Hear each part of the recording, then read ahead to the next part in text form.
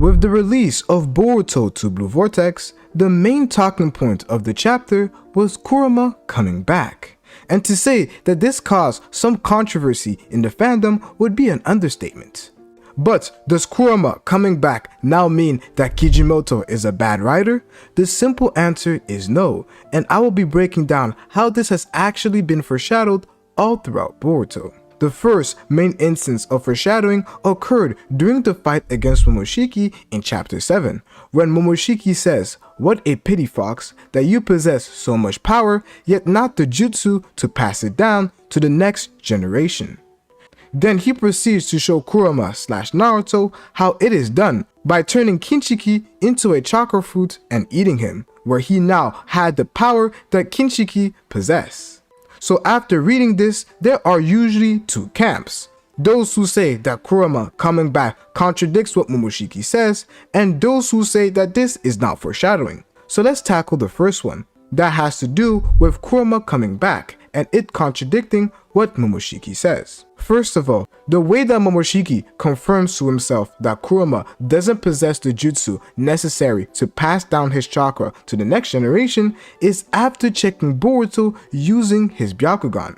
In that moment, not only did he have access to Boruto's fate to some level, but he also confirmed to himself that Boruto doesn't have Kurama's powers.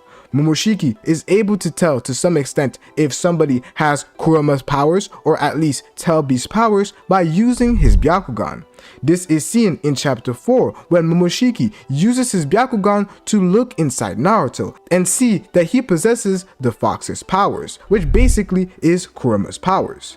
This is why in the beginning I say that Momoshiki was referring to Kurama being able to pass down his powers and not Naruto, because those powers that Momoshiki was looking at in chapter 4 and in chapter 7 actually was Kurama's powers, which is why he referred to it as the Fox. So, rather than confirming that Kurama doesn't have the jutsus to transfer his power to the next generation, it confirms that Kurama didn't pass down his powers to Boruto. What Momoshiki is saying is the conclusion of him not seeing Kurama's powers in Boruto. And the conclusion for Momoshiki is that Kurama doesn't have the jutsu to pass down his powers. Now, if you take into account that the conclusion that Momoshiki has is not a fact, but simply him forming a conclusion based on facts that he has seen, you would now be able to see that this is actually foreshadowing to some extent, as Momoshiki doesn't actually know whether or not Kurama has the jutsu to pass down his powers to the next generation. He simply says that he didn't do so. Now, since we can currently see that somehow Himawari has Kurama's powers, or at least the Nine Tails Beast powers, you would be able to see that what Momoshiki comes to the conclusion to is false.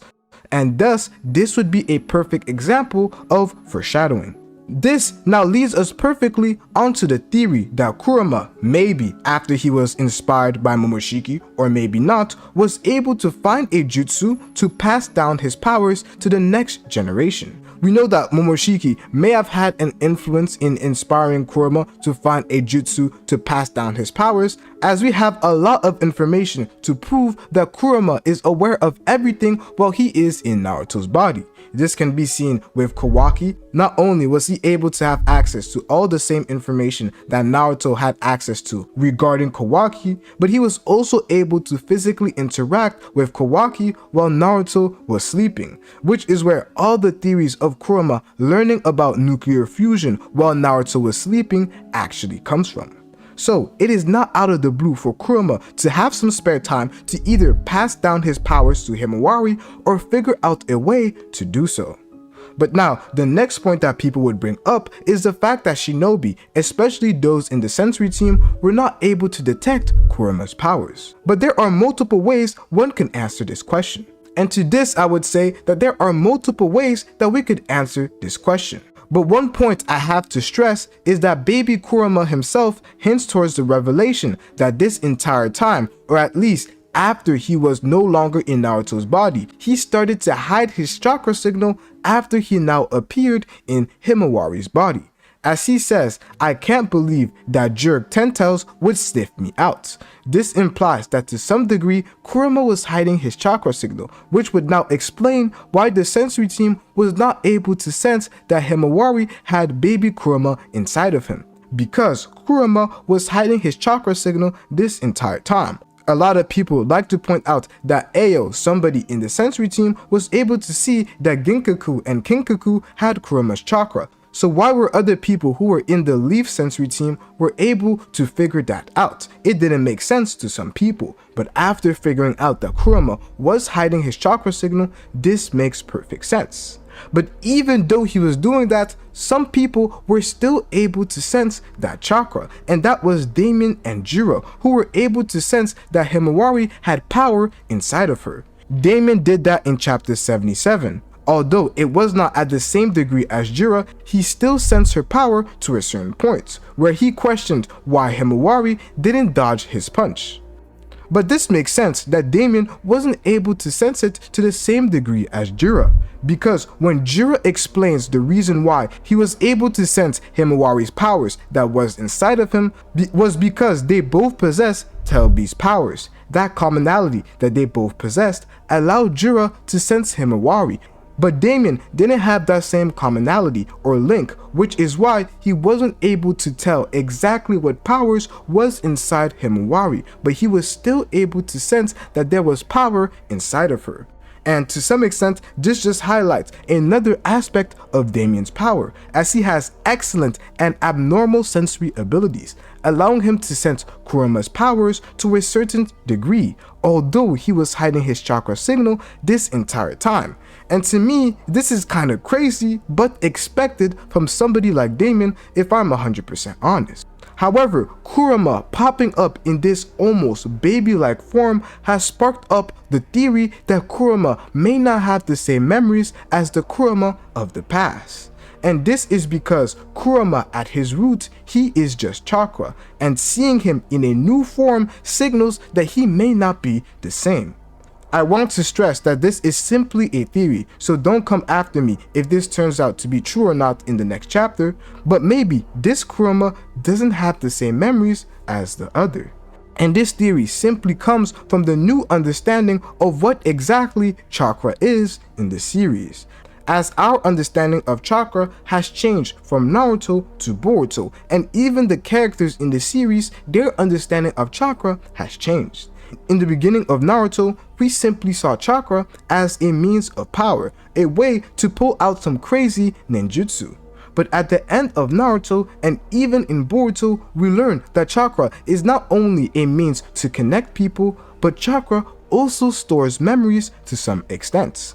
We learn that chakra connects people during the Kawaki arc, and when Kawaki learns what chakra is, as believe it or not, Kawaki didn't know that chakra was a thing, and was most likely using it subconsciously while he was fighting, as all the training that he had with Jigen dealt with him learning how to use the karma, and not learning how to use chakra. This is most likely one of the reasons why Kawaki relies mainly on his karma.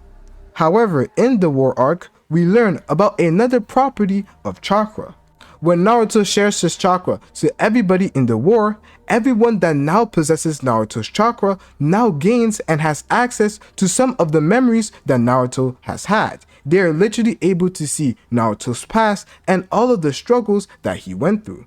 This demonstrates another aspect of chakra, and in the form of memory. Now, if we look at Kurama, we see that he is in a baby form, which means that to some extent his chakra has been altered, or isn't the same way as it was before he died. Which would mean that baby Kurama, as we see him right now, doesn't hold the same memories as it once had in the past, leading to a new Kurama to some extent.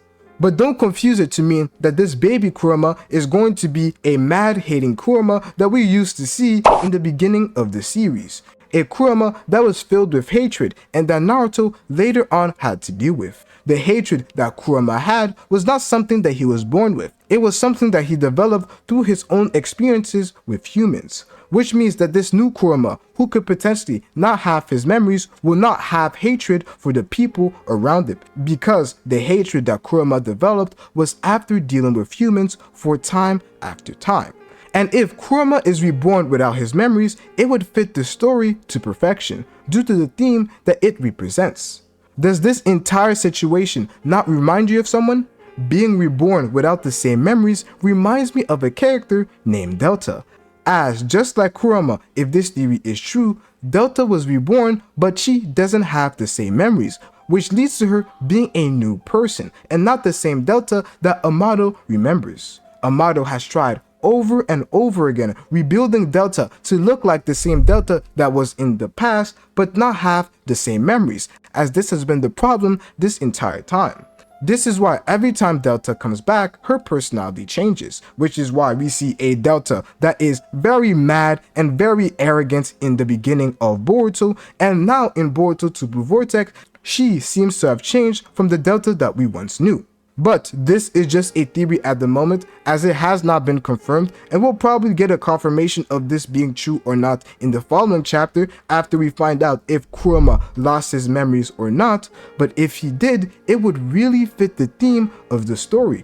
And if you guys want me to, and it is confirmed in the next chapter, I will make a video breaking down the theme and how it could be explored as the story progresses. But if you enjoyed the video so far, make sure to like and subscribe, as it really helps out the channel. So what are my personal thoughts on Kurama coming back, whether it is just the Nine Tails or Kurama with all of his memories? And to be 100% honest, when I first thought about the idea of Kurama coming back, there were countless of theories. When Kurama died, I was like, yo, Kurama is never going to come back. You guys are believing in fairy tales. But after seeing the leaks, I was kind of surprised to see that Kurama actually came back, and if I'm 100% honest, I didn't like it at the time. However, after taking a step back and looking at the effects that it will have on the story, I think this is a great example of writing on Kishimoto's side. There are dozens of reasons why Kurama coming back is not bad writing, whether it is a new Kurama or not. Whatever the case is, it wouldn't be bad writing.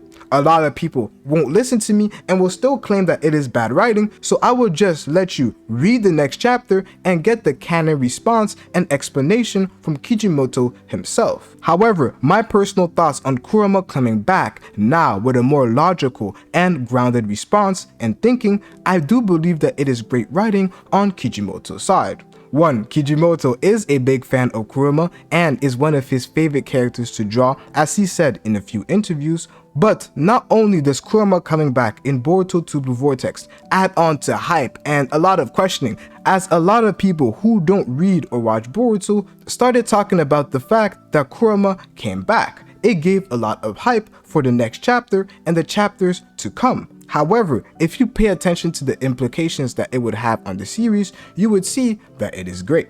Kurama's death was quite ambiguous, as this was the first sort of death that really happened this way when it comes to a tailed beast. This allowed Kishimoto to give us a beautiful plot twist. Kurama's death is a perfect example of a plot twist, as Kishimoto got us to believe that Kurama was dead and not coming back, while never stating that this was actually the case, which allowed him to give us a beautiful plot twist because nobody really expected Kurama to come back. If you were a fan of those theories, people will call you weird and people will call you delusional for thinking that Kurama would come back. But now, who is really the delusional one? But regardless of that, Kurama coming back to the story is perfect, as it gives more shine to the side characters. Apart from Boruto, Kawaki, Sarada, and Mitsuki, most of the characters' plot points in the story revolves around Boruto. However, by giving Himawari this sort of power, a tail beast inside of her, she now has her own plot point, her own story that doesn't revolve around Boruto and what Boruto will do. As with power comes great responsibility, and Himawari will be responsible for keeping Team 10 safe to a certain extent. Boruto is not going to be the one in the village, as he is hated by all. Kawaki clearly doesn't really care about the safety of the villagers, but cares about Naruto and Naruto only. But now we have a Himawari who wants to bring her father back and believes that Naruto is somewhere out there. And now she has the power and the responsibility to be able to enact whatever she wants to do with this new hidden power that she has within her. This will allow Himawari to grow and now be a vital character in the series. as regardless of what Himawari does, we know that the powers that she will display will allow her to be a worthy contender. And with these powers, she may actually be able to fight Jura to a certain extent. And to understand why exactly I say that, you have to watch this video right here.